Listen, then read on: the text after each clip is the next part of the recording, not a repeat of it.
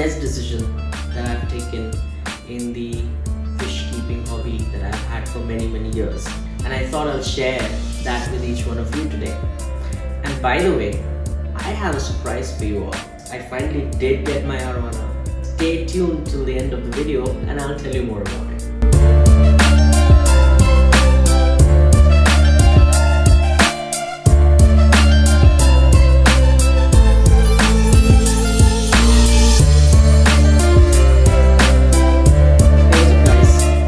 From AV Studio, and as promised, we are going to talk about the sump setup. So let's talk about how we went about setting up the sump. So I'd like to do this video in two parts. In the first part, we're going to talk about how we went about setting the sump, the plumbing work and choice of the pumps, and in the second part I will be talking about what went into the sump, of course the media and a few other accessories, interesting ones that I've put into the sump. So let's get started. I already had a fish tank without a sump, which means it required some drilling of holes inside it, and that's where we started. We went about drilling a hole into the sump at about 11 inches is the height. So the height of my tank is 24 inches, but I chose to put the hole at 11 inches. Now on hindsight, when I think, I should have done it a little lower because I tend to keep the water a little low, and of course I'm sure you guys must have started guessing what's the Arowana that I put in the tank, because why would I want to keep the water level low? So you keep guessing about it. I put that at 11 inches, and then with the elbow it came up to about 15 inches. That I feel is a little high. We went with a 1.5 inch diameter hole. So first things first, you got to get the sump in place. I have a cabinet, and I would want to put the sump in there. That's exactly what the plan was. So I have a 5 feet by 2 feet by 2 feet tank, and then we thought of going with a 4 feet sump. It is approximately 4 by 15 by 10. The height being 10 simply because my cabinet height is not so much. You could go for a bigger height as well. Okay, but I guess a 4 feet sump for a 5 feet tank would just about suffice. Basically how a sump works is it's multiple chambers in it. You could have 2, you could have 5, you could have 3. I went with 3. We tend to have the water coming in from the tank into the sump in one of the chambers, and then moving through the other chambers, and then eventually there would be a return pump that would take it back into the tank. Pretty straightforward. Okay, the entire plumbing work is what takes up a lot of time. You drill a hole, you put a pipe, you put it into the first chamber, let it overflow. While I'm talking, I'm also showing you how the overflow pipe is being created. So the hole is made into the tank, and then through that we're going to create the overflow situation where we're going to put the PVC pipes. So mostly a lot of silicone is being used, as you can see, wherein we put a part of the, I don't really know the names of these parts, but you could probably go and ask any hardware shop and they'll tell you what are some of the things that you need. These are plastic pipes which are with connectors, and the T-shaped connector and the elbow connector and various PVC pipes. So the first step, of course, is to put in the ring into the hole that was drilled into the tank, and mind you, I only have the overflow hole. As far as the return is concerned, I have not drilled in a hole because I've just done it a little differently, just so that I don't have to make multiple holes into the tank. Yeah. And also because I wanted to create the oxygen bubbles through the sump return itself, rather than putting in another store. I'd like to keep the tank a little empty, like how I have it here. Okay, so anyway, so with the silicone being put in and the ring being put in place, the next step would be to ensure that it fits in well, and then an outer ring is put into the tank as well to fix that in place. So part of it will be out of it into the tank. That's where the elbow would go and the water would overflow, and I'll also tell you in a bit why would I put an elbow because some of you may ask, why can't you just leave the ring as is, and it would anyways overflow. But I generally like to put an elbow. If you look at the ring, there is an elbow on the outside that gets put in, and then that connects to a pipe which eventually takes it into the first chamber. Okay, now all of these are connected with ironite, a lot of glue, okay, to ensure that they stick, and then there is absolutely no leakage.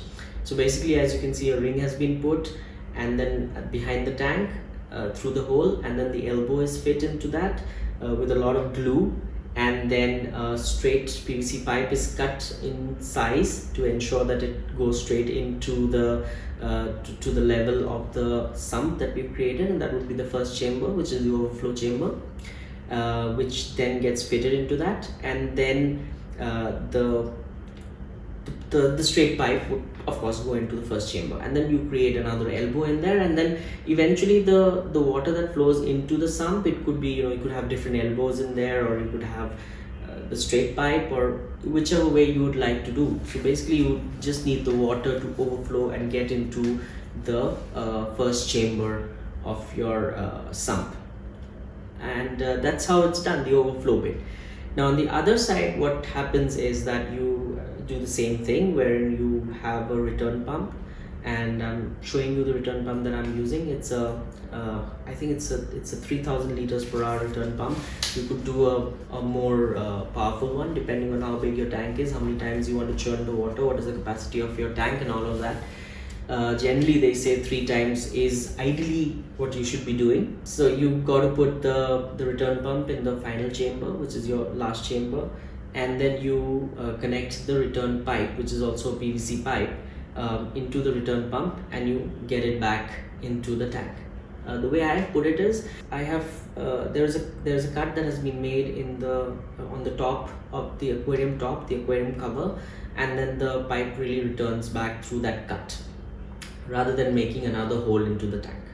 Okay, and basically it's all about how well you are measuring the pipes, how well it is connected, the elbows, and how well you glued it together, whether it's with silicone or with the aerolite glue, which is between pipe to pipe.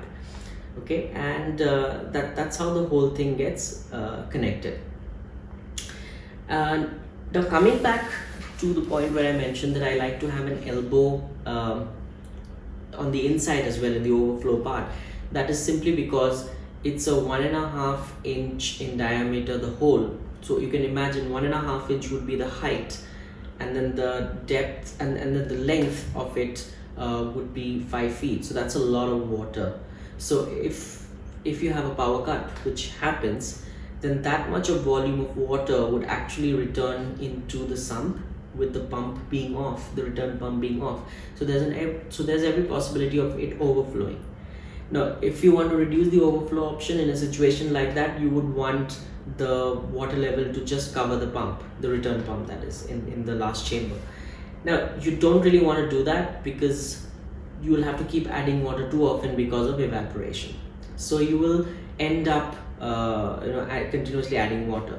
However, if you put an elbow, it's just half an inch or even less than that, because that's where the water level is. And if the pump turns off, or if there is a power cut, then the water level will just go down below the overflow, and just a little bit of water would increase in the sump, and there would be no option or no opportunity for it to overflow.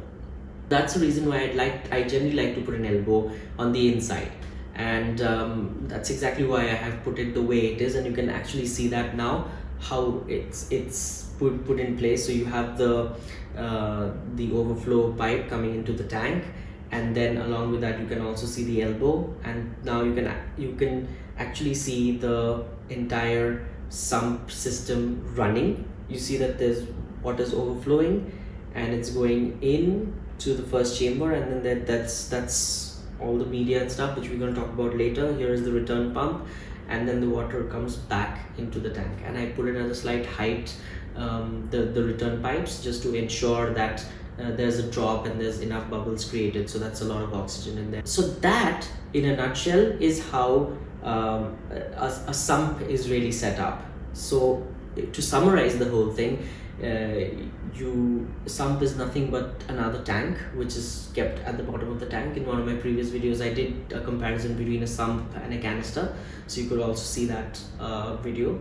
I'm leaving a link right up here. A sump is really great, and like I said, the decision that I made and which is the best decision that I've made in the aquarium hobby that I've had, is of course to have a sump. Because you can just put in a lot of media and you can really play around with it. You can move around media and a lot of things. And in the second part, I'm going to show you the kind of media that I've put in there. It's very interesting, and a couple of other things that I've done, a few modifications in there just to ensure that it works better for me. While I'm talking to you, I'm continuously showing you videos and pictures of my sump running. Of course, it's an empty tank at the time of taking the video, because like I said, now this tank does have an Arowana which I've recently got, say about 2 days back. Okay, and we're going to talk about that Arowana more in the next video. Of course, in all likelihood, I would not revealing it in the next video. I would leave that as a surprise, but I'm going to give you a few hints which will probably help you guess which Arowana I ended up buying. Okay, so to start off with, I'm showing you the bag. This is inside. This is my Arowana. 3 days ago, he or she came in, and this is where he or she is. And then of course, now he or she is in my tank. I'll tell you more about him in the next video. In the meanwhile, I'll be happy if you guys want to share your comments and your thoughts, and if you want to elaborate more on the sump setup thing. Let me know if you've used a sump and how it has helped you and your Arowana. In fact, do you have a sump in your Arowana tank? How many of you really use a sump in your Arowana tank? Has it really helped you? Is it better than a filter? Let me know your thoughts in the comment section. And if you've liked this video, then please go ahead and hit the like button. And if you haven't already subscribed to my channel, please do consider subscribing and hit that bell icon so that you can get all the notifications.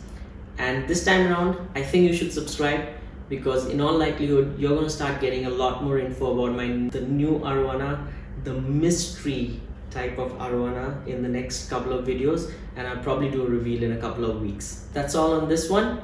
I'm going to come back with part 2 of the sump setup, where we're going to talk about media and a few other modifications that I've done in my sump. So thanks for watching, and till I come back in the next one, peace.